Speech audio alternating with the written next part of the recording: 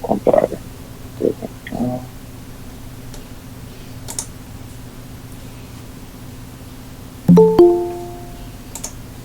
Tá tudo rodando bem aí, então? Tá, Apareceu? Apareceu, tudo ótimo. Então, pessoal, deixa eu começar aqui mais Deixa eu uma ver se não conferência Bunting, do programa de pós-graduação em ciências farmacêuticas. Então, hoje a gente vai receber o professor Dr. Martim Bonamino. Ele é pesquisador, atualmente pesquisador do INCA. Ele é cientista do nosso estado da FAPERJ, pesquisador 1D do CNPq. E ele fez doutorado na Química Biológica lá no IBQM da UFRJ. E vai falar pra gente hoje sobre terapias com células CAR-T. Eu queria agradecer ao Martim pelo convite. Pelo convite não, ter aceito o convite, né? Eu que fiz o convite. E te falar aqui pra gente que o trabalho super atual, isso vai ser super interessante e atende bem aos nossos alunos. E aí vocês já sabem, né? Quem tiver para registrar presença, vai colocando no chat, que aí depois a gente copia e vai arrumar um jeito de oficializar isso. E a Naomi vai copiando para mim, caso eu saia da sala, porque minha internet caiu, eu vou perder esse negócio. Mas eu acho que vai funcionar bem. Então, Martim, obrigado por estar aqui com a gente hoje. Fica à vontade. Obrigadíssimo, então, pelo convite. Bom, vou falar, acho que vocês estão aí numa pegada mais farmacológica, e aí vou fazer logo um disclosure aqui sobre esses tipos de terapia, que vocês talvez concordem, talvez discordem no final da apresentação, a gente pode discutir, que são, na verdade, eu vou dar uma introdução explicando exatamente o que são essas células CAR-T, mas, na verdade, nada mais é do que uma terapia com uma droga viva, digamos assim, né? São linfócitos modificados geneticamente que a gente usa como um fármaco vivo ou para caçar e eliminar essas células tumorais dentro do organismo, né? Então, vou tentar dar para vocês um pouco dos conceitos. É uma terapia interessante porque talvez seja uma das principais... um dos principais produtos, hoje em dia, aprovados para comercialização clínica por agências regulatórias na Europa, no Japão, nos Estados Unidos, etc., que talvez seja um dos produtos que tem mais biotecnologia embarcada, né? Então, eu acho que é um case muito feliz de como muito conhecimento acumulado, tanto da parte básica de funcionamento do sistema imune, quanto de ferramentas, etc., biotecnológica, chegou a um produto que pode mudar a vida dos pacientes. E eu vou contar um pouquinho também o que a gente tem feito em cima disso. Então, meu grupo de pesquisa, o laboratório está situado no INCA, né, no Instituto Nacional do Câncer, lá no prédio da coordenação de pesquisa, onde eu sou pesquisador, e eu sou também especialista da Fiocruz, e a gente tem várias interações com o grupo da Fiocruz, inclusive iniciativas de fazer desenvolvimentos mais para frente ainda desse tipo de tecnologia de células modificadas geneticamente com essa molécula do CAR, né, que eu vou explicar o que é, que estão correndo via Fiocruz, seja capitaneados por mim, seja em colaboração com outros grupos. Então, acho que é uma área que vocês vão ver que está bastante quente e é uma área que se presta muito bem a essas abordagens, tanto disruptivas quanto incrementais, né, para desenvolver. Então, eu vou dar uma introdução não tão breve para poder botar os conceitos. Eu vou contar um pouco o que a gente tem feito, quais são as abordagens que a gente está propondo até de uso clínico dessas células no INCA. E, por último, eu vou contar um pouco para vocês o que eu acho que são os caminhos por onde essa terapia vai agora transitar no futuro, tá? Então, fiquem à vontade aí depois eu acho que nesse formato virtual talvez funcione melhor a gente discutir no final, né? Mas aí vocês fiquem à vontade para conduzir isso da maneira que vocês acharem mais adequado. Okay? Então, vamos começar pelo começo da história, que é exatamente a ideia de que...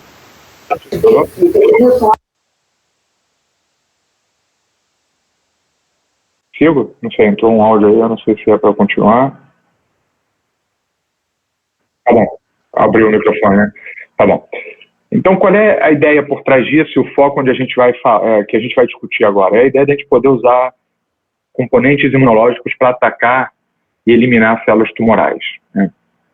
E isso partiu de um conceito bem simples, na verdade, como conceito, mas bem complicado como desenvolvimento, de que a gente tem realmente a capacidade de enxergar, do sistema imunológico da gente enxergar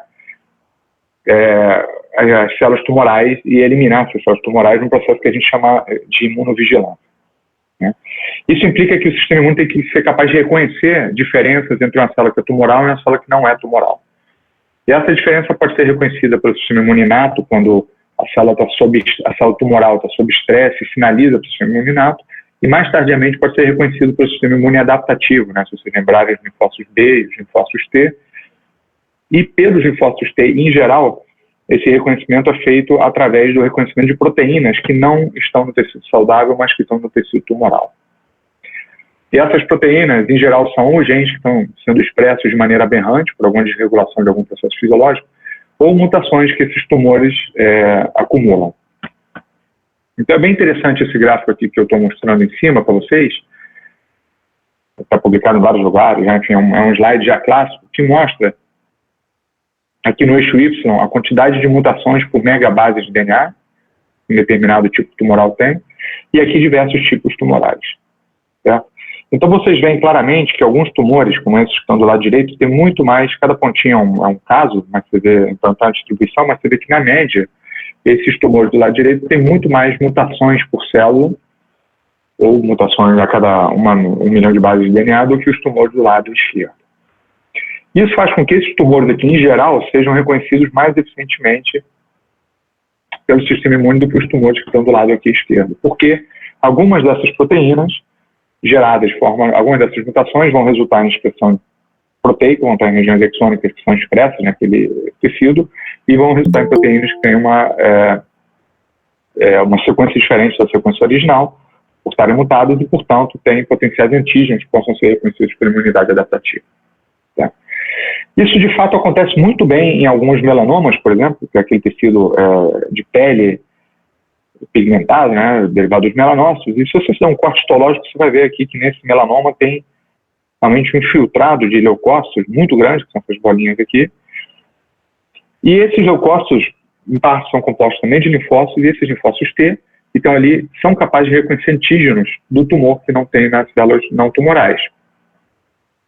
E o tumor, para se defender, digamos assim, ou para esquivar essa resposta imune tumoral, ativa uma série de circuitos de imunorregulação, que a gente vai discutir aqui hoje, é uma outra coisa que a gente olha bastante lá no laboratório, mas não é o que eu trouxe para discutir hoje com vocês, de maneira a inibir essas células antitumorais, esses linfócitos que estão tentando eliminar, e desligar essa função antitumoral, e dessa maneira eles coexistem e o tumor consegue progredir.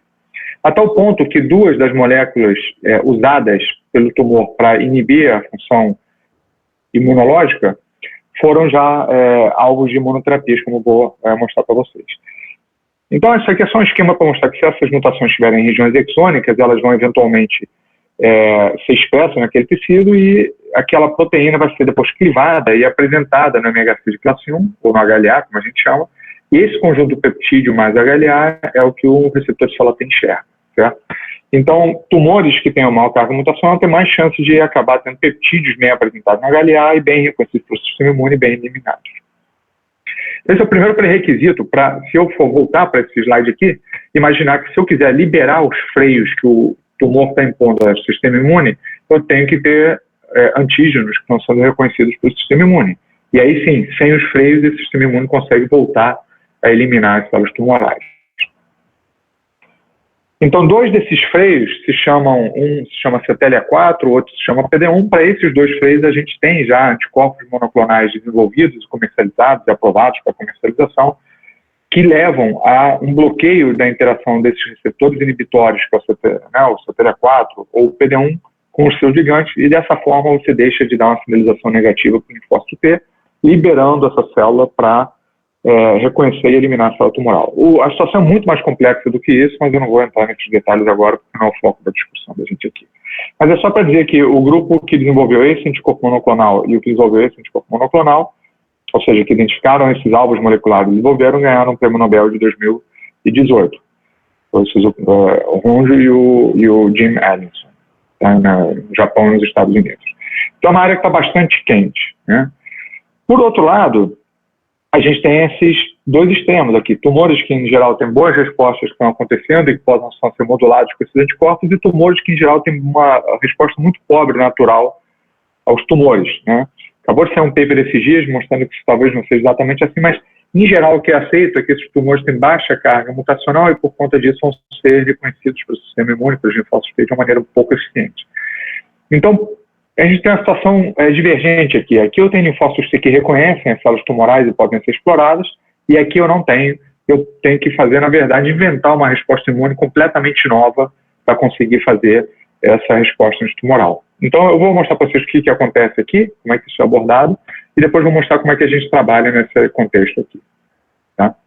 Então, para tumores como melanoma, onde você tem, e eu mostrei para vocês aquele slide, né, com auto-infiltrado de linfócitos, Rosenberg, lá no National Cancer Institute, já há algumas décadas, vem trabalhando com a ideia de que eu possa dissociar esse tumor, pegar uma biópsia, dissociar, isolar os linfócitos T.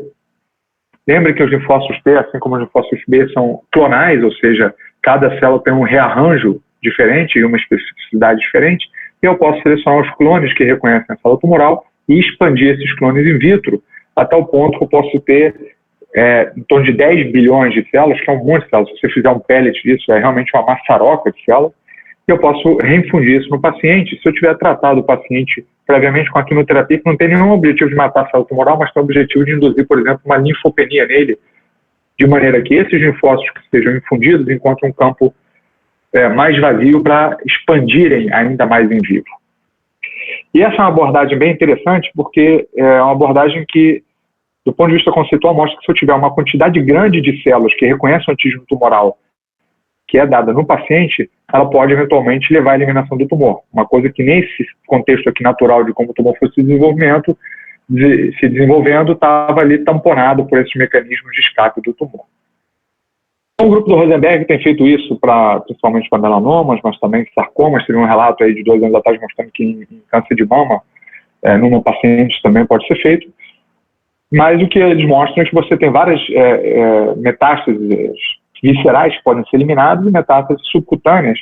Eu acho essa foto bem, talvez desagradável, mas bem emblemática, né, de um tumor enorme, que só por conta dessa infusão dos linfócitos do próprio paciente, esses linfócitos infiltram o tumor, necrosam o tumor até o ponto que o tumor cai, e esse paciente está curado até hoje. Isso é uma publicação de 2019, esse paciente foi tratado lá para 2009, esse paciente foi tratado lá para 2007, então já tem quase 15 anos, e esse paciente está aí curado, né, em remissão ainda. Então você vê que essa capacidade das células eliminarem o tumor é uma coisa real, e o nosso problema agora é, se todos os tumores tivessem esses TILs, que a gente chama que é o Tumor Infiltrating Lymphocytes, a gente podia apelar para isso, mas a verdade é que a maioria dos tumores não possuem esse filtrado abundante dessa maneira, que permite isolar essas células e expandi-las in vitro.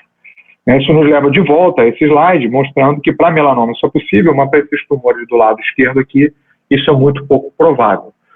Então, se eu não tenho coleções de linfócitos T que consigam reconhecer e eliminar o tumor eficientemente, eu tenho que gerar agora linfócitos T, né, inventar por biotecnologia um linfócito T que consiga agora reconhecer e eliminar essa célula tumoral. Então, várias manobras de imunoterapia foram tentadas com esse tipo de tumores, mas o que acabou realmente emplacando foram duas coisas. Uma foram os anticorpos biespecíficos, que a gente vai discutir hoje, os BiTEs, e outra foi a possibilidade de a gente usar essa molécula CAR, né, que eu vou mostrar para vocês o que é exatamente. Então, CAR quer dizer receptores quiméricos de antígeno, né? Então, um receptor celular, que é uma quimera de diferentes moléculas, uma combinação de fragmentos de diferentes moléculas, que reconhece o antígeno.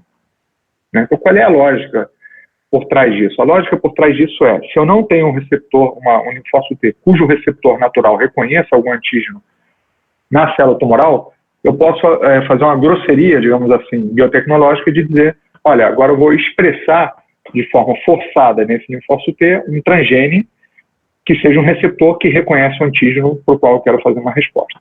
Tá? Então, isso é exatamente o que é feito na terapia que a gente chama de CAR-T. Por que chama de CAR-T? Porque é o receptor. Eu gosto muito dessa nomenclatura, porque hoje em dia a gente já tem células NK que foram modificadas assim, macrófagos modificados assim, mas a história que eu vou contar para vocês hoje é principalmente em linfócitos T. Tá? Então, do que consiste esse CAR? Esse CAR tem basicamente 3 domínios importantes. um domínio que vai reconhecer o antígeno, e aqui normalmente é um antígeno de membrana, que pode ser de natureza lipídica, glicídica, proteica, etc. Alguma coisa que possa ser na membrana reconhecido por uma proteína. Em geral, essa proteína que está reconhecendo é um anticorpo, então se eu tiver um anticorpo com antígeno de membrana, eu posso montar agora um CAR baseado nesse anticorpo, e a montagem basicamente é pegar a porção fábrica do anticorpo e mudar para uma configuração de cadeia única de fragmento variável, né, o Single Chain Fragment Variável, que é o SCFV. Tá? Ligado no SCFV, a gente monta uma alça, que pode ser mais longa ou mais curta, dependendo de várias coisas, que é o segundo domínio, e o terceiro domínio são a porção intracelular do CAR, que na verdade vai ser responsável por ativar o linfócito, de maneira que, se o linfócito vê o antígeno na superfície da célula, ele, através desses domínios, vai ser ativado, e uma vez ativado, ele vai fazer o que o linfócito ativado faz da vida, que é proliferar, produzir citocinas, e se ele for um linfócito CD8, também produzir grânulos citotóxicos que matem essa célula-alvo. Tá? Então vamos dar uma olhada direitinho para essa configuração, quais são as vantagens de usar um CAR. Uma das vantagens é que agora eu não reconheço mais aquele peptídeo complexado na molécula do HLA ou do MHC, né? De maneira que eu posso usar a mesma molécula de CAR para qualquer indivíduo, porque eu não preciso mais estar atento à histocompatibilidade de cada indivíduo.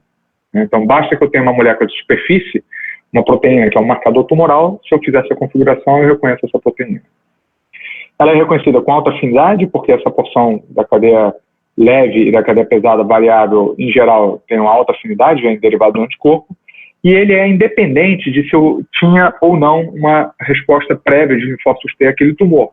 Ou seja, eu posso pegar tumores que tinham 0 linfócitos naturalmente reconhecendo o tumor, e agora, de forma transgênica, pegar linfócitos do sangue do paciente e transformar todos esses linfócitos, através da transferência desse gene, em linfócitos antitumorais automaticamente. Então, é realmente uma grosseria imunológica, mas funciona muito bem, como eu vou mostrar para vocês. A outra parte que é importante é o que vem na cauda desse CAR. E na cauda desse CAR, na verdade, o que a gente tenta fazer é simular tudo que o linfócito T precisa para ser completamente ativado e funcionalmente ativado. Em geral, os dois sinais críticos são um primeiro sinal que é dado através do complexo, que sinaliza aqui na cadeia do receptor de célula T. Então, aqui tem uma cadeia acessória chamada cadeia zeta, que é isso que a gente usa, e o que a gente dá do sinal 2, que é o coestímulo que é necessário, que normalmente vem na cauda de sinalização de moléculas coestimulatórias. A primeira a ser descrita foi a CD28, mas a gente conhece várias moléculas coestimulatórias, por exemplo, OX40, 4-1BB, CD30, CD28, ICOS e várias outras. Então, na verdade, nessa cauda você coloca a cadeia zeta, que daria a simulação do que é o sinal 1, e o coestímulo, que você pode escolher o sabor que você quiser, né? Então, a configuração dos CARs, historicamente, ele foi desenvolvido assim. Primeiro, ele simulava só a ligação do TCR, então tinha a cadeia zeta, esses eram os CARs que a gente chamava de primeira geração. Depois foi desenvolvido um CAR de segunda geração, que era a combinação da cadeia zeta com o domínio de um dos coestímulos. E hoje em dia tem CARs até de terceira geração, que é a cadeia zeta com a combinação de pelo menos 2 coestímulos diferentes. Reparem, sabe que cada um desses coestímulos ativa uma via de sinalização diferente, então, às vezes, combinando 2 coestímulos, você termina com a sinalização mais forte, embora nem sempre mais forte seja melhor, mas essa é uma discussão que a gente não vai ter com tanto carinho hoje quanto ela mereceria. Isso foi começando a ser testado, então, clinicamente. Vocês veem aqui um paper de 12 anos atrás, o primeiro trabalho mostrando um gangliosídeo, que é o GD2, sendo reconhecido por um CAR anti-GD2, um CAR de primeira geração, que tinha só a cadeia zeta, em pacientes pediátricos com neuroblastoma, e eles mostraram que praticamente metade dos pacientes ou estabilizava o crescimento do tumor ou regredia. Pacientes já sem alternativa terapêutica nenhuma, refratário a todos os tratamentos até então. Então, esse foi o primeiro caso assim, de algum sucesso clínico dos casos. Mas o que acabou realmente catapultando esse tipo de terapia foram os casos anti-CD19, né?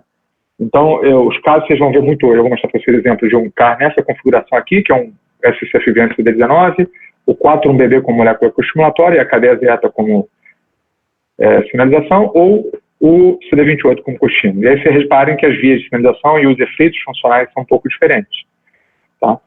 E por que CD19? CD19 é algo muito interessante porque é um marcador, lembrem que na diferenciação de linfócitos, você tem, e do sistema imune e hematopoético em geral, você tem um precursor, uma célula precursora hematopoética que gera precursores linfóides e mieloide comum. O precursor linfóide vai diferenciar em precursor B, precursor T. E se você olhar aqui já desde os precursores B bem precoces até a célula B madura e depois o plasmócito, você tem expressão de CD19. O que é bem interessante, porque eu estou fazendo agora, reparem, um CAR anti-CD19 que não só eu posso usar em cada um de nós, como eu posso usar para várias patologias diferentes. Porque se essa célula aqui transformar num tumor, ela vai virar uma leucemia linfoblástica aguda, essa daqui vai virar um linfoma B, essa aqui vai virar um mieloma múltiplo. São tumores diferentes cujo alvo de membrana é igual. Então, eu tenho, de novo, aqui uma situação bem interessante. Mas essa mesma ontogenia B tem outros alvos que também têm sido alvejados com CAR anti-CD20, que a gente tem lá no laboratório, mais recentemente CAR anti-BCMA, que pega já os plasmócitos aqui, e esse aqui provavelmente é o próximo CAR que vai entrar, se aprovado clinicamente. Então, esses são os primeiros dados clínicos a mostrarem resposta efetiva de um CAR anti-CD19. Então, aqui é um CAR que a gente chama de segunda geração, cadeia zeta e CD28 com coestímulo para um linfoma não Hodgkin de células B, mostrando esse paciente limpando aqui, eliminando o tumor inteiro em algumas semanas. Com um efeito colateral bem interessante que os linfócitos B normais, que também expressam o CD19, reparem, isso aqui é um esquema da ontogenia B normal, não é um esquema da transformação dessas células para uma leucemia ou para um linfoma. Então, como elas também expressam CD19, essa célula CAR-T acaba alvejando e eliminando também os linfócitos B normais. Como efeito colateral, que para tumor hematológico pode ser tolerado, você resolve dando uma reposição de imunoglobulina, mas se a gente escolhesse um alvo agora, por exemplo, que fosse um alvo molecular na membrana de uma célula que está expressa em tecidos vitais, você podia acabar matando o paciente, como acabou acontecendo, por exemplo, com alguns casos, mirando alguns tumores sólidos, cuja expressão do antígeno é compartilhada por tecidos vitais também, tá? Como pulmão, por exemplo.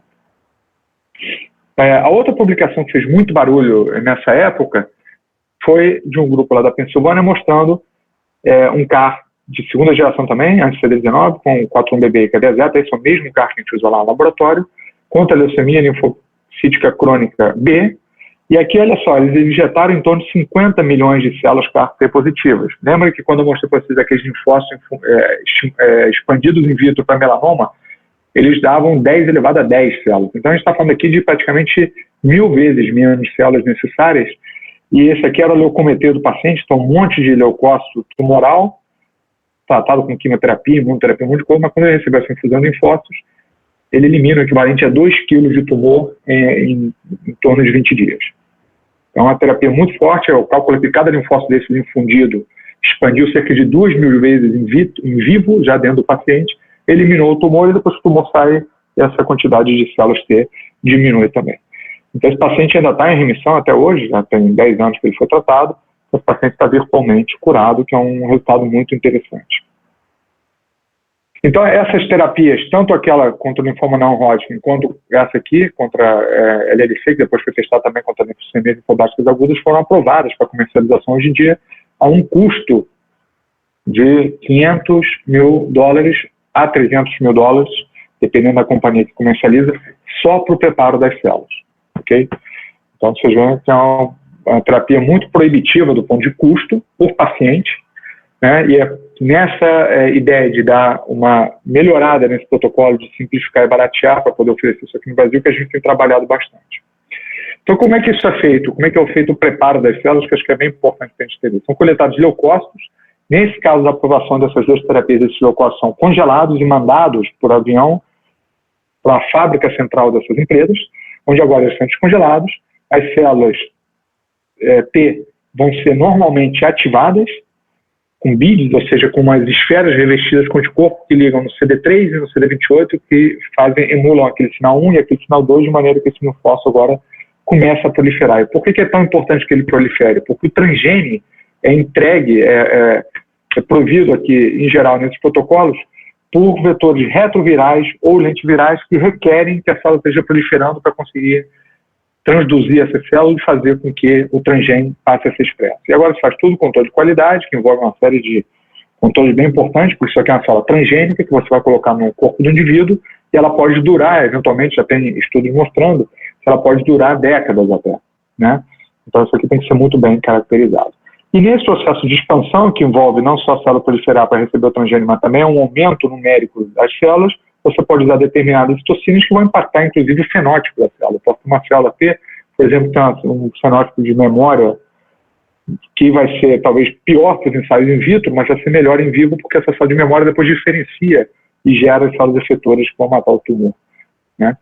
Então, eu gosto de fazer essa analogia que, na verdade, esse preparo da célula CAR-T tem várias etapas e você pode usar diferentes componentes. Por exemplo, aqui se usa um retrovírus, um antivírus, mas a gente, lá no laboratório, usa uma plataforma não viral, né? E eu vou explicar um pouquinho depois para vocês por que essa plataforma e por que a gente optou por ela.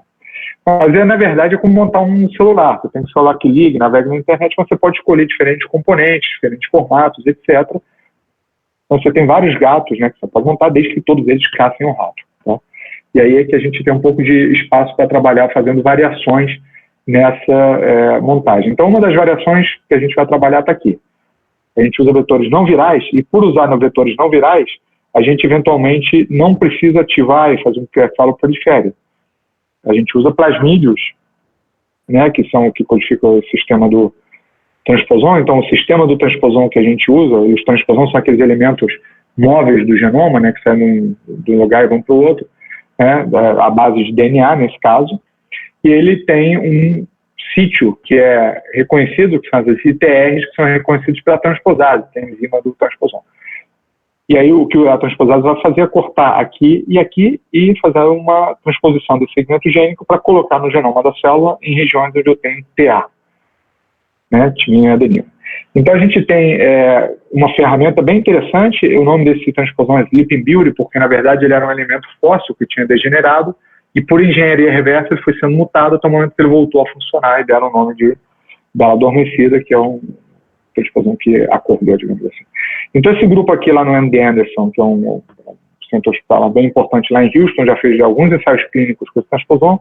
O grupo onde eu fiz o doutorado, parte do doutorado lá na Itália, também está correndo um ensaio clínico usando essa mesma plataforma de transferência gênica e parece que os resultados são bem interessantes, nenhum efeito adverso e benefício para os pacientes, né? Essa aqui é a publicação do primeiro ensaio clínico com transposão.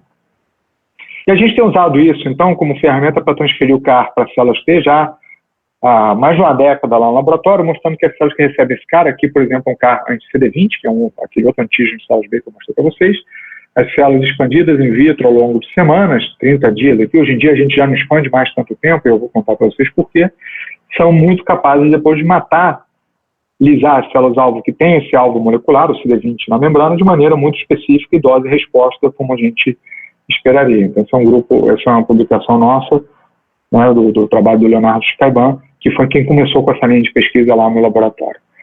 Então, dentro desse ciclo que a gente tem de possibilidades de fazer o preparo dessas células, a gente decidiu interferir em dois momentos críticos que a gente acha. Um é mudando a maneira de entregar o gene, como eu falei para vocês, usando transposão, e outra é não usando aquelas BIDs, né? Às vezes aquelas esferas para ativar os linfócitos, mas em vez disso usando uma outra célula.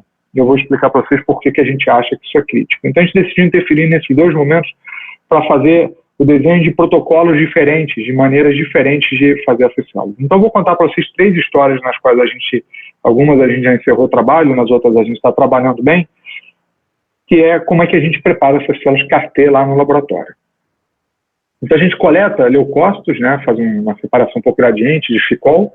Eu vou mostrar para vocês basicamente dados de doadores saudáveis, mas a gente está andando com amostras também agora de amostras de doadores, de pacientes, né? Obviamente, do ponto de vista hematológico, elas são bem diferentes. Mas de doadores saudáveis, então, a gente coleta esses leucócitos e aí mistura com o DNA que é o DNA doador do transposão, que vai ser cortado e colado, e ficar um plasmídio que vai codificar a transposase, que tem esse nome aqui de SD5X, que é uma transposase mais nervosa, que foi identificada para ficar mais nervosa. E para botar isso dentro da célula, a gente dá um choque, né? A gente usa um eletroporador, de maneira que isso vai parar no núcleo. Agora, transcreve a transposase corta o transposon, insere no genoma das células, e aí agora eu tenho essas células transgênicas que vão começar a expressar o CAR. E a partir daí eu posso adotar 3 caminhos. Eu vou contar primeiro uma primeira história, que é a gente ativando essas células com a dora, ou a gente estimula essas células com aquelas BIDs, que eu já contei para vocês, né? Ou como a gente não precisa pré-ativar os linfócitos para que eles proliferem, não precisa que eles estejam proliferando, em teoria, a partir do momento que eu eletroporei essas células, eu poderia usá-las diretamente para a terapia, sem precisar esperar mais nada. Que é uma diferença grande. Esses protocolos que eu falei para vocês, que a célula é enviada para a fábrica, o produto é preparado, congelado, devolvido, e agora vai ser descongelado e infundido no paciente, leva alguma coisa entre 25 e 30 dias. Tem alguns pacientes que não chegam a 30 dias de sobrevida porque estão em um estado muito grave. Então, esse tipo de terapia aqui nesse caso, a gente expande a célula só por 8 dias.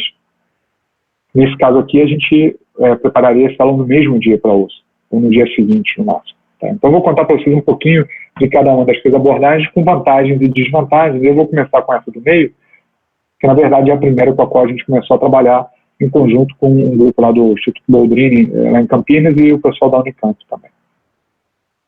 Então, qual é a ideia aqui? A ideia é que eu posso eletroporar esses dois plasmídeos, ter a célula expressando o CAR, e aí, a partir desse momento, eu vou expandir essas células T, que expressam o CAR, com linfócitos que são células B, na verdade, transformadas pelo vírus do Epstein-Barr, pelo Epstein-Barr vírus. E por que a gente está fazendo isso? Porque essas células transformadas agora se transformam numa linhagem que eu posso irradiar e dar como estimuladores para as células T. E o mais interessante é que essas células T agora expandidas começam a expressar o CAR muito bem na membrana, né? Mas principalmente esse processo de estímulo da célula T por parte da célula EBV transformada, que a gente chama de L388, é uma linhagem que a gente tem, ela vai, ao mesmo tempo que ela é CD19 positiva e vai ligar o CAR, ela tem os antígenos do EBV que vão ser carregados no HLA e vão ser estímulo para os linfócitos T que a gente tem naquele produto que sejam específicos para os antígenos do EBV. O EBV é super prevalente na população, provavelmente 90% de nós, ou mais, que estamos aqui discutindo hoje, já fomos contaminados e temos EBV latente. E por que a gente tem interesse em gerar agora, então, esses linfócitos T que sejam expandidos e, ao mesmo tempo que eles são CAR, que reconhecem o CD19, eles possam reconhecer os antígenos do EBV através dos seus receptores de célula T, seus PCR. Porque no contexto pós-transplante, onde o paciente está imunodeprimido e depois vai precisar ser imunossuprimido, a reativação de certos vírus é uma das principais preocupações, e o EBV é um desses vírus. Então, talvez, para o contexto pós-transplante alogeneico, de medula óssea, a gente tem um produto muito bom que seria capaz de reconhecer a leucemia ou o linfoma que a gente está tratando, mas também eliminar as células que reativem o EBV. Tá? Então, deixa eu mostrar para vocês o resultado das células que a gente expande desse jeito. Então, a gente sempre vai tratar com duas condições em paralelo aqui. NEG são as células negativas, ou seja, as células que foram eletroporadas, mas não recebendo os plasmídeos codificando o CAR anti-CD19. Como elas vão ser ativadas por essa linhagem EBV, elas vão receber estímulo via PCR e elas vão expandir também. Só que elas não vão ser anti-CD19, vão ser só anti-EBV. Tá? E essa condição aqui que recebeu o plasmídio do transposão e da transposase e vai expressar, além de serem primadas e estimuladas com os PCRs anti-EBV, vão ter o CAR anti-CD19. Então, se eu boto essas duas linhagens aqui, ou duas células T, que eu expandi, primárias, expandidas in vitro, num alvo que não tem nem os antígenos de EBV, nem o CD19, nenhuma lise acontece. Se eu boto com a célula estimuladora, que é a CL388, que é EBV positiva e CD19 positiva, ela é eliminada pelas duas expansões de célula T que eu fiz. Mas se eu botar agora uma célula que é EBV negativa, mas é CD19 positiva, só a população de linfócitos T que expressa o CAR elimina eficientemente essa célula-alvo. É isso que a gente queria. E essa célula funciona muito bem in vitro, mas a validação final desse tipo de produto é feita em modelo animal, e a gente tem um modelo muito bom para isso, que são os animais NOD-SKI de cadeia gama nocaute, os NFGs, são animais imunodeficientes, muito severa, imunodeficiência muito severa, nos quais a gente consegue enxertar a leucemia humana, e aqui a gente enxerta a leucemia que é transgênica para expressar o GFP, que é o marcador fluorescente, e transgênica para expressar a luciferase, que é uma enzima, e se a gente injetar a luciferina, que é o substrato meserimal, esse tumor vai fazer luz por bioluminescência e a gente pode medir isso com uma câmera de ultrassensibilidade. Então, a gente coloca o tumor no animal e expande as células in vitro, coloca o tumor no animal e depois coloca as células no animal, as células T. Essas células T, nesse animal, a gente vai ou tratar com PBS, cristalina, ou tratar com as células MOC, que é o que a gente chama aquela negativa, ou seja, que não recebeu o CAR, mas foi expandido in vitro, ou as células 19 BBZ positivas, que são as que receberam CAR anti-CD19. certo? E o que a gente vê claramente é que essas duas condições aqui conseguem segurar a leucemia circulante nesse animal. A gente bota uma leucemia B, que é CD19 positiva, consegue segurar, o tratamento só com PBS não, então essa leucemia cresce até tal ponto que a gente perde o animal, eles morrem, né? E essa leucemia infiltra muito bem no sistema nervoso central. Se a gente tratar com a condição MOC, ou seja, sem o CAR, essas células T conseguem segurar um pouco a leucemia circulante, mas não conseguem comprometer essa infiltração do sistema nervoso central pela leucemia, isso leva também à morte do animal. E se a gente usar as células que recebem o CAR, a gente tem um controle absoluto da leucemia circulante, também a prevenção da infiltração do sistema nervoso central, isso leva a uma porção bem importante dos animais a serem praticamente curados, né? Esses animais aqui para até 120, mas a gente acompanha depois, matou, deu todos os órgãos e não tinha leucemia nenhuma. Então esse é o modelo clássico que a gente usa, é o último modelo pré-clínico que é usado antes de levar esse tipo de terapia para a clínica, né? Então a gente está bem animado, isso aqui já está publicado, vocês podem, se tiver interesse, pode ver essa publicação aqui. O outro protocolo que a gente foi desenvolver é um protocolo que é um protocolo mais canônico, se a gente quiser chamar assim, que é mais parecido com o que o pessoal faz, que é também eletroporar as células e ativar com aqueles BIDs, aquelas BIDs de ativação, e aí a gente tem a expansão das células, nem todas as células vão expressar o CAR, né? Tem esse produto final, e agora a gente vai validar esse produto aqui nesses animais que foram pré-enxertados com uma das duas leucemias que a gente usa normalmente. Tem essa aqui que é a RS411, que mata o animal mais devagar, é um pouco menos agressiva, ou essa leucemia chamada NALM6, que mata o animal mais rápido. As duas são leucemias B, que são CD19 positivas, e tem GFP e luciferase, como eu contei para vocês. Então, esse protocolo aqui é o que a gente está pretendendo aplicar clinicamente. A gente está agora aprovado o financiamento de em torno de 7 milhões de reais lá no Ministério da Saúde para a gente fazer esse ensaio clínico e a gente vê essas células expandidas in vitro um protocolo bem curto, como eu falei para vocês, de 8 dias, que são enriquecidas na proporção de células que expressam o CAR, principalmente expansão de linfócitos CD8, mais do que CD4. No final do cultivo, de novo a gente vai ter a condição MOC e 19BBZ para comparação, mas no final do cultivo, basicamente, a gente tem linfócitos T, né, sendo que eles foram ativados com aquelas BIDs anti-CD3 e CD28. E o dado que a gente mais gosta desse processo de expansão é que, basicamente, tanto na população CD8 quanto CD4, esse componente celular majoritário aqui é de células de memória central, que são aquelas células que, como eu falei para vocês, depois em vivo elas vão acabar diferenciando para as células efetoras, né, e efetores de memória, etc., que são as células que, no fim das contas, matam o tumor. Então, esse é um fenótipo bem interessante para a gente, porque mostra que essas células depois podem fazer muito bem o trabalho delas. Essas células matam muito bem o alvo leucêmico in vitro, aquela linhagem RS411 de LLA-B, 19 positivo, e quando são confrontadas tanto com a RS411 quanto a outra leucemia NALM6, produzem gama-interferon como esperado. Então, essas células que se comportam exatamente como deveriam nos ensaios in vitro e também nos ensaios in vivo. Então, de novo, o animal enxertado com a leucemia, agora aquela leucemia mais agressiva, NALM6, o animal tratado com salina ou com a condição MOC, que não recebeu CAR, agora você vai vendo o sinal de bioluminescência aqui aumentando até o momento que os animais morrem, né, em torno do dia 21 até 24, 25, a curva de morte dos animais tratados com salina ou com a condição MOC, mas os animais que recebem as células T, CAR positivas, conseguem controlar bastante bem a leucemia, alguns deles, até o momento que você mantém a sobrevida deles aqui vocês veem em torno de 40 dias, quando a gente faz a última leitura, e aí a gente mata os animais e vai ver a carga tumoral em baço, sangue e na medula sempre muito baixa, de uma maneira até dose dependente. Não é tipo das células que a gente fundiu, então você vê que 30% das células eram CAR positivas, mas elas fazem o trabalho dela e depois em vivo elas expandem e eliminam o tumor. E essa é a carga de luz medida na condição PDS e MOC, você vê que tem um atraso aqui da escala logarítmica, a gente vê um atraso bem grande, né, da emissão de luz, e isso é um efeito das células T matando essa leucemia.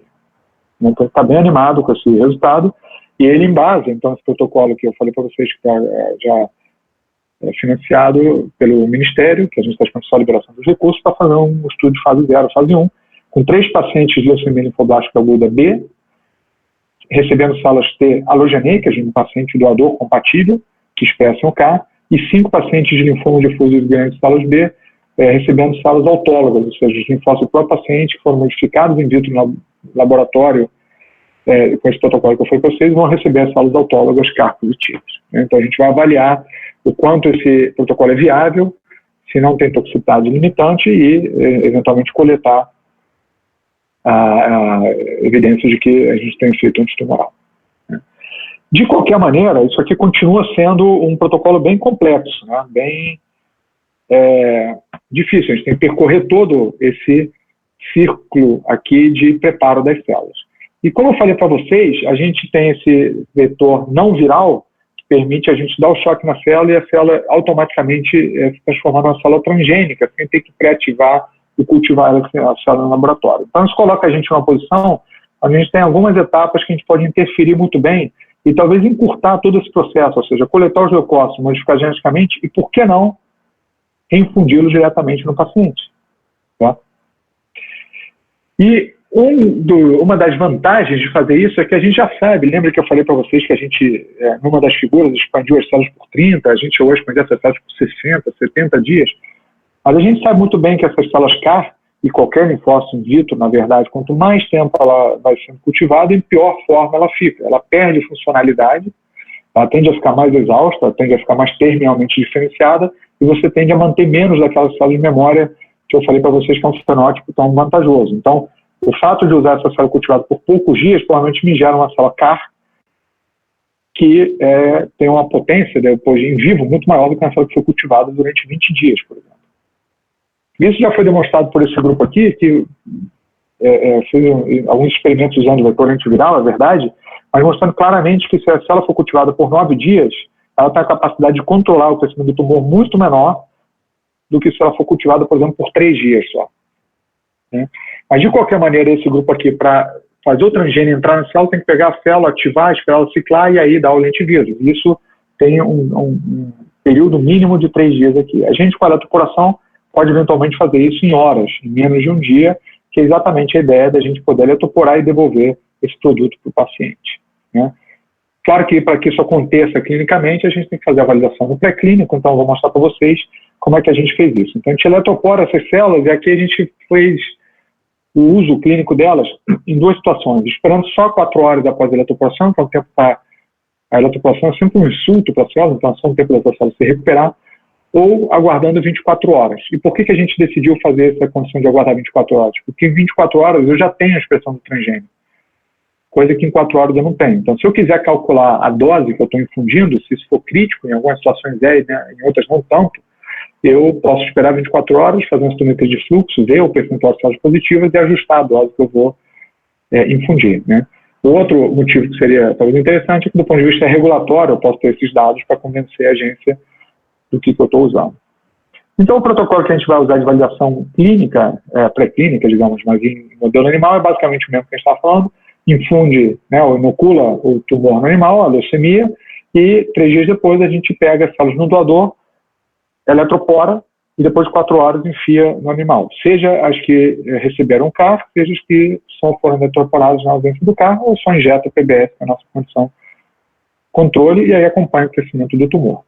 E o que vocês vão ver aqui é que a célula MOC não expressa o CAR, como esperado, as células que receberam CAR expressam o CAR, e se a gente infundir agora a mesma dose bem baixa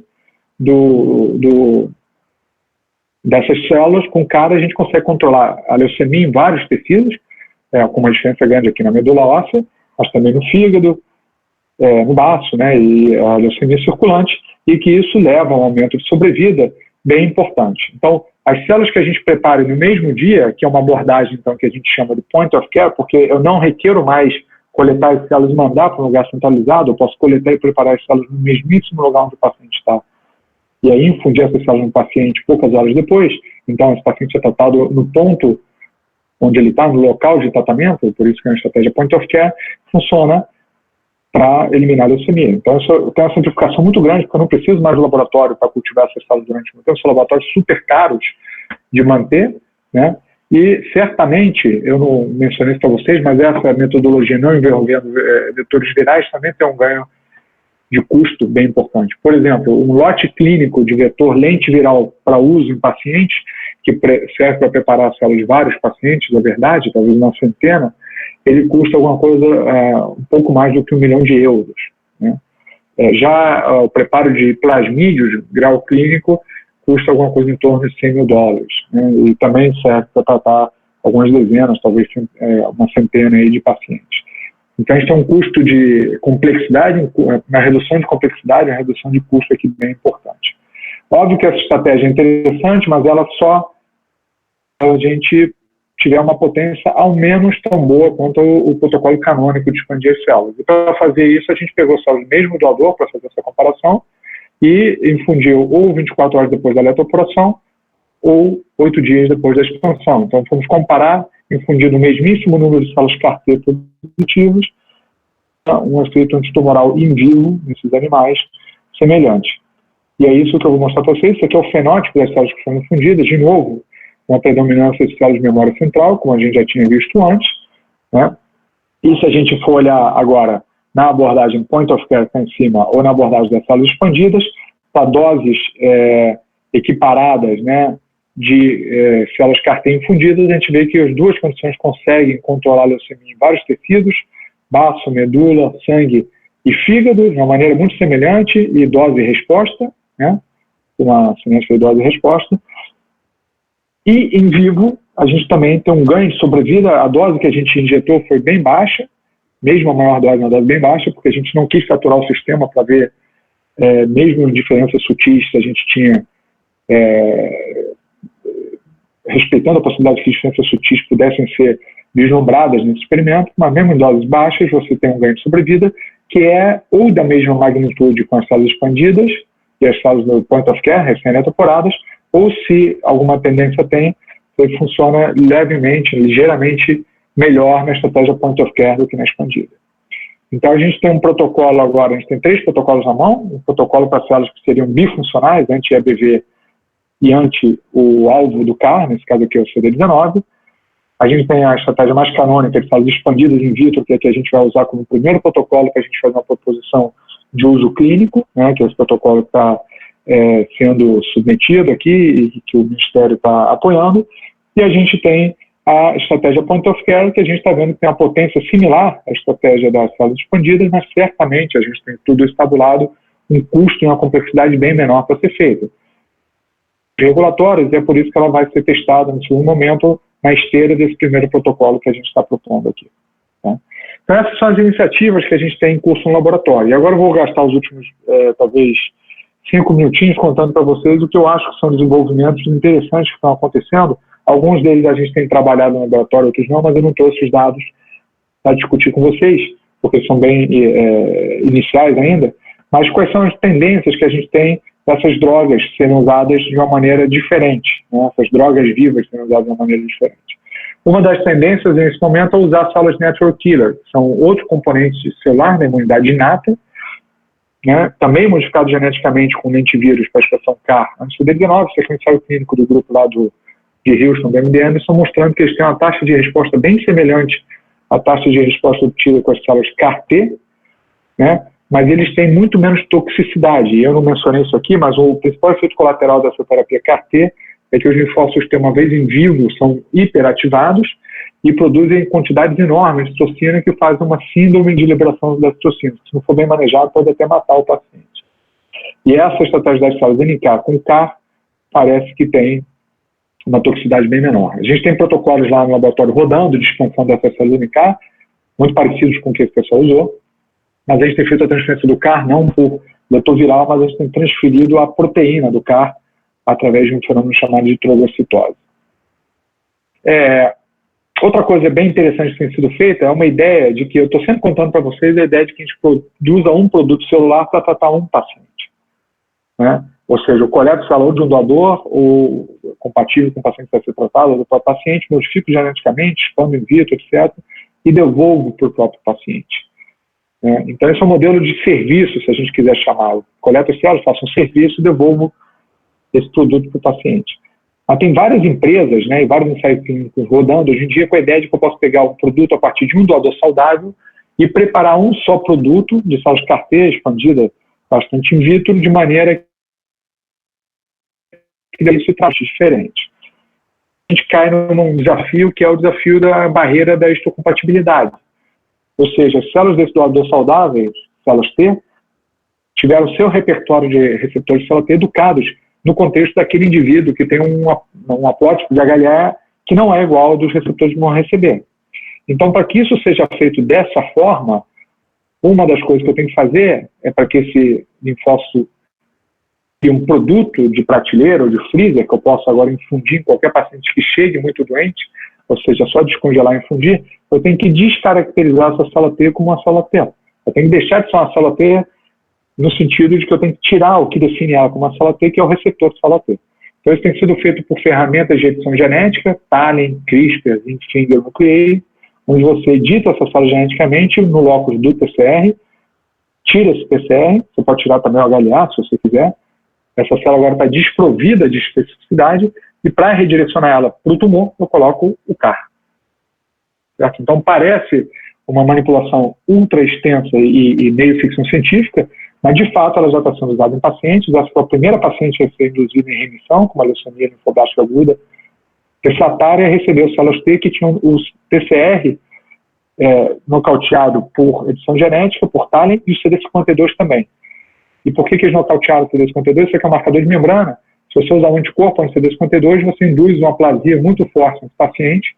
Isso é usado para condicionar o paciente tratar a leucemia. Mas se essas células que estão sendo infundidas não têm CD52, elas ficam lá muito bem e não são eliminadas.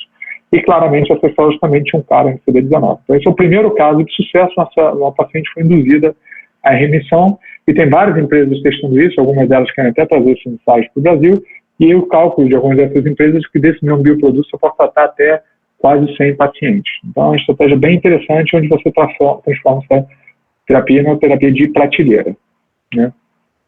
Esse aqui é o paper, para quem estiver interessado, pode depois dar uma consultada lá do grupo do Reino Unido, lá de Londres.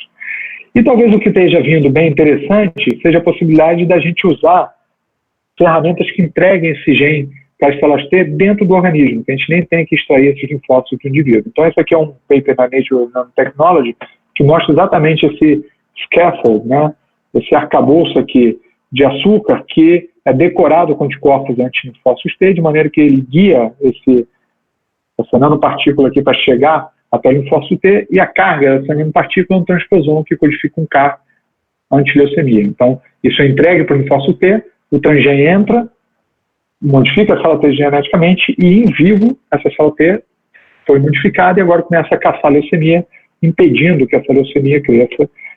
Então, essa é uma maneira de você gerar a célula T transgênica em vivo. E agora sim, eu tenho um fármaco de prateleira, né, ou de geladeira, que eu posso infundir no indivíduo. Claro que isso aqui é uma prova de conceito, é um modelo animal, mas tem vários grupos que têm trabalhado com esse tipo de arcabouço e outros com vetores lentivirais para entrega para linfócitos T em vivo, né? Então, essa é uma outra tendência onde você conseguiria, talvez, bypassar toda essa necessidade de expandir, cultivar, ou mesmo tirar as células do indivíduo para modificar geneticamente no laboratório. Então, estou dando para vocês várias vertentes aí biotecnológicas que provavelmente chegarão. E nesse último slide eu queria só mostrar para vocês que não só de câncer vive o campo de CAR-T. Então, tem uma série de CAR-Ts que têm sido desenvolvidos para diversos agentes infecciosos, com a ideia de você matar células que estejam infectadas por esses agentes e que exponham na membrana antígenos derivados desses agentes. Mas isso é bem intuitivo, mas eu acho que tem outras coisas que talvez não tão intuitivas, não tão interessantes quanto esse paper bem recente, mostrando CAR-T senolítico, ou seja, mostrando que células senescentes têm esse antígeno, UPAR, né, essa uroquinase Type Plasminogen Activator Receptor, na membrana, e esse pode ser um marcador de células senescentes, e agora se faz um CAR, que se coloca nas células T, que vai reconhecer e eliminar as células que têm esse fenótipo. Então, seria uma maneira de eliminar a senescência nos tecidos. Essa outra abordagem é bem interessante também, é um CAR anti-FAP, que é um antígeno expresso por fibroblastos ativados, com a ideia de você reverter, aqui eles mostraram no modelo pré-clínico, você revertendo fibrose cardíaca usando linfócitos T, que vão eliminar fibroblastos ativados que estão no tecido. E dessa maneira você diminui a fibrose e restaura boa parte da função cardíaca que estava comprometida por essa fibrose no coração, né? E por último, talvez eu acho que é uma das abordagens mais elegantes, são CAR-T para você eliminar a autoimunidade. Então aqui a configuração do CAR é um pouquinho diferente, você não tem o SFG que vai reconhecer o antígeno, mas a porção final do CAR é o próprio antígeno. Nesse caso aqui é a desmoglina, né, que vai levar o antígeno para qual você tem células B que produzem anticorpos específicos para essa proteína. E aí, se você fundir o pedaço do epítopo dessa proteína no CAR, você tem a situação onde a célula T que expressa o CAR na membrana, quando encontrar a célula B, ela vai ser ligada pelo receptor de superfície da célula B, ativar a célula T e a célula T mata essa célula B. Mas mata só os clones que são específicos para esse antígeno, preserva bem todos os outros clones que são específicos para outra coisa, que é bem diferente de como a gente trata doenças autoimunes hoje em dia, onde a gente tem imunossupressores que suprimem todo o compartimento imune, ou até anticorpos que matam células B indiscriminadamente, né? Aqui não, você estaria matando só os clones que são responsáveis por reconhecer a proteína de interesse. Então vocês veem que é uma ferramenta biotecnológica que pode ser aplicada a diferentes contextos. Então eu vou concluir aqui só agradecendo e dando reconhecimento ao pessoal lá do laboratório que tem trabalhado nessa linha de CAR-T, e especialmente depois aqui ao Leonardo Caimán, que começou esses trabalhos, primeiro autor de 2 dos trabalhos que eu citei aqui para vocês, e a Luísa Abdo, que é autora do trabalho, a primeira autora do trabalho da estratégia Point of Care, que foi publicado agora mês passado, o pessoal lá da Unicamp e do Boldrini, lá em Campinas, que trabalharam junto com a gente naquela primeira estratégia dos CARs anti-ABV e anti-CD19, as agências de fomento, né, que a gente tem o Ministério da Saúde também, que está prestes a fomentar esse trabalho, os nossos colaboradores, vários outros, e era basicamente isso que eu queria mostrar para vocês. Eu vou deixar só essa figura final que eu sempre gosto de mostrar, que foi feita lá pelo grupo lá no laboratório do Marcelo Pelágio, lá na Fiocruz, com microscópio de ultra resolução, né, num curso que o Zilton Vasconcelos deu, e a Maíra Carneiro, nossa ex-aluna, quando eles fizeram essa imagem bem bonita, que é de uma célula de leucemia linfoblástica aguda sendo atacada por 2 células CAR-T, uma aqui e outra aqui, aí você vê a sinapse imunológica sendo montada aqui, e os grânulos citotóxicos sendo liberados, né? Então, nesse homenagem aqui, a TROI que a gente tem, essas 2 células citotóxicas atacando concomitantemente essa mesma célula leucêmica para eliminá-la, que eu acho que é uma imagem bem bonita. Então, vou deixar aqui meu e-mail para quem tiver qualquer interesse em entrar em contato, tiver qualquer dúvida posteriormente, e eu queria de novo, Davi, agradecer o convite, e eu estou aberto para qualquer questão que vocês queiram colocar. Muito obrigado.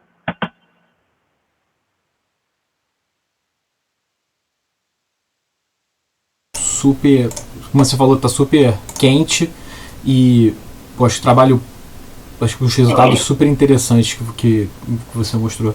Eu queria abrir para perguntas, quem quiser perguntar, fica à vontade.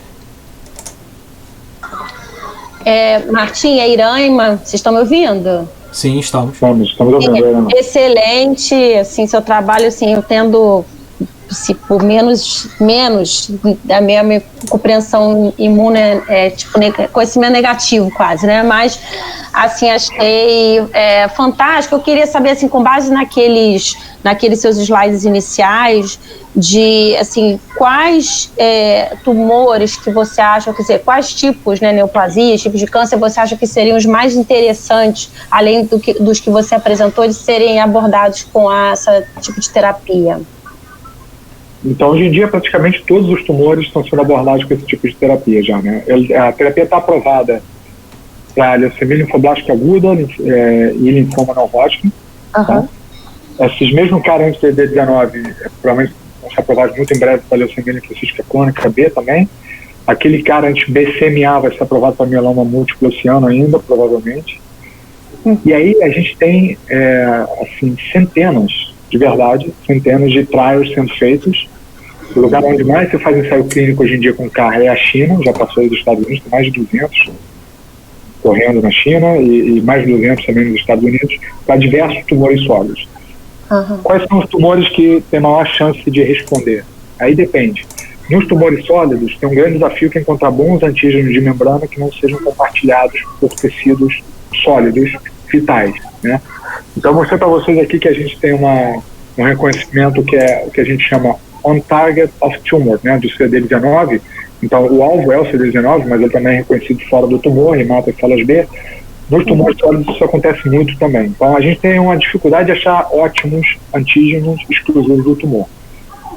Mas, apesar disso, tem alguns antígenos que são compartilhados por vários tumores diferentes, e um deles, por exemplo, é a mesotelina, que está expresso em mesoteliomas, mas também expresso em 30% dos cânceres de mama, 20% do câncer de tireoide, 40% dos cânceres de outro tipo, etc. Então, os tumores sólidos têm duas complicações importantes, e é por isso que ainda não deu certo, provavelmente, ficar nos tumores sólidos. Que as células não migram tão bem para dentro do tumor sólido, porque no tumor sólido tem uma série de mecanismos de restrição dessa migração, né? E dois, você tem vários mecanismos de imunorregulação dentro do tumor sólido também. Então, o que se faz hoje em dia é usar a estratégia CAR associada, que seriam os CAR que a gente chama de quarta geração. Você tem um CAR que faz o linfócito T expressar alguma outra coisa. Por exemplo, um receptor de quimiocina que vai guiá-lo para o tumor, ou produza um mini anticorpo que vai bloquear aquele PD1, PDL1, que eu mostrei lá no início. Então, você tem uma série de estratégias sendo feitas. Agora, na grosseria, a gente já tem relatos de tumores do sistema nervoso central e mesoteliomas tendo respondido quando você injeta as células T dentro do tumor. Tá, então é uma grosseria, mas é uma grosseria que, do ponto de vista de conceito, mostra que se você fizer a célula chegar lá, ela funciona. Tá? Então esse é o cenário, mais ou menos. E com base na questão de doenças autoimunes, tem alguma coisa com lúpus? Então, você poderia usar basicamente essa última estratégia que eu contei para vocês aqui, né? Se você tiver um bom antígeno, o problema é que você tem que cobrir o seu alvo, né, de uma certa maneira. Ele tem que ser proteico, porque ele tem que estar configurado dentro lá do CAR, isso é uma primeira dificuldade. Depois tem que usar toda a extensão dos antígenos que são reconhecidos. Vamos supor que você tenha 50 clones que fazem autoimunidade, todos com o mesmo antígeno. Então, você usa uma porção da proteína que depleta 40 dos clones, deixa 10, isso provavelmente não resolve o seu problema. A lúpus eu não vi nenhum resultado ainda, tá? Mas tem a lógica, poderia seguir essa lógica que eu mostrei desse último trabalho. Excelente, obrigada, Martinho. De nada, obrigado. Então, pessoal, mais perguntas? Oi, Martinho. Excelente trabalho. Oi. Eu tenho uma pergunta. Tudo bem? Eu queria saber como controlar a proliferação dessas células, porque eu fiquei pensando que, de repente, esse transposão poderia se inserir numa região de controle de proliferação celular, e se isso é um problema, assim. Então, ótimo questionamento, porque ele realmente é uma coisa para a gente se importar. Então, vamos por partes. O que a gente sabe até hoje? Primeira coisa, o linfócito T talvez seja a célula mais segura para você ficar esculhambando o genoma dela. Tá? Por exemplo, aqueles primeiros pacientes de imunodeficiência que foram tratados com terapia gênica lá na França, que depois acabaram desenvolvendo leucemia por conta do padrão de inserção gênica do vetor que foi usado, que era um vetor retroviral, em linfócitos T maduros, modificados com esse mesmo tipo de vetor, a gente nunca viu problema nenhum. Tá? Tem um caso reportado muito interessante, que foi de um paciente com leucemia linfocítica crônica B. Então, essa doença é uma doença prevalente em pacientes mais velhos, né, a partir da quinta década. E uma coisa que é muito comum em pessoas mais velhas, em geral, é que você começa a ter uma hematopoese clonal. Ou seja, no percussor hematopoético, você começa a ter mutações em certos genes que regulam padrões epigenéticos, e aqueles subclones passam a se expandir e prevalecer. Uma dessas mutações é em TET2, que é um gene importante, um regulador epigenético importante. Então, esse paciente tinha uma hematopoese clonal desse jeito, de maneira que os linfócitos T dele, que não eram os linfócitos, a doença é uma doença de linfócitos dele, mas os linfócitos T que foram usados para preparar essa célula CAR-T já tinham um dos alelos de TET2 mutados. E numa das células T que foi modificada geneticamente, repara que a gente modifica um monte de células, expande, depois devolve bilhões de células às vezes. Numa das células que foi modificada geneticamente, esse lentevírus aterrissou no outro alelo do TET2. Então, esse paciente ficou com um TET2 nulo naquele clone de célula T. Em vivo, esse foi o clone que expandiu e eliminou a leucemia. Mas depois que a leucemia estava eliminada, esse clone retraiu. Então, ele fez uma expansão preferencial desse clone, mas não o suficiente para transformar essa célula T numa leucemia T. Ok? Então, isso só mostra que a gente pode até explorar isso. Por exemplo, agora eu podia querer escolher enfiar meu CAR nesse lugar. Então, a melhor expansão dessa célula T. Tá? Então, se alguma coisa serviu como indicativo de onde mexer no genoma. Mas reforço o conceito que as células T maduras são bem resistentes a essa transformação, mesmo quando eu pego no lugar. Tá? Com relação ao lente, ao transposon, então agora a gente sabe, já sabe de vários trabalhos, que a gente, vários grupos já mostraram isso, que retrovírus tendem a inserir no início de transcrição do gene. Isso é super perigoso, porque pode desregular os genes próximos. E ele tem um promotor interno muito forte. Os lentivírus tendem a inserir dentro do gene, na porção aberta, é mais seguro do que o retrovírus, né? E os transposons têm uma tendência também a regiões da cromatina mais abertas, mas eles são bem menos enviesados quanto a onde eles aterrissam. Eles tendem a aterrissar de maneira mais bem distribuída, sempre que eu tenho um T e A no genoma, e tem T seguido de A no genoma inteiro. Tá? Então a gente acredita que eu estou falando especificamente do Zipin Beauty. Tem outros transposantes, piggyback, que esse dado talvez não seja igual. Mas, hierarquicamente, eu diria que o transposon tende a ser mais seguro do que o lentivírus, que tende a ser mais seguro do que o retrovírus. Mas é claro que, para uso clínico, o que a gente vai fazer é mapear os sítios de integração para a infusão dos pacientes e depois, no tempo, mapear os sítios de integração que a gente encontra do que se expandiu em vivo. Certo? Porque pode ser que em vivo a gente veja algum desvio. Os que aterrissaram naquela região do genoma deram uma vantagem. A gente fica bem confortável que as células T têm a tendência pequena a transformar, não é zero, mas é pequena, certo? Mas a gente vai caracterizar esse aspecto também quando a gente fizer essa parte pré-clínica, é isso que a gente está fazendo nesse momento. É todo um dossiê que caracteriza esses aspectos e vários outros para a gente submeter para a Anvisa, dar a aprovação se o produto está bem e o que a gente vai fazer de acompanhamento depois de infundir a substância dos pacientes. E esse mapeamento está tanto na fase pré-infusão quanto na fase pós-infusão. Tá? Mas é uma boa pergunta, porque a gente está atento a isso. Né? Entendi. Obrigada, Martim. Entendi. Então, Martim, eu queria agradecer seu seminário, foi excelente.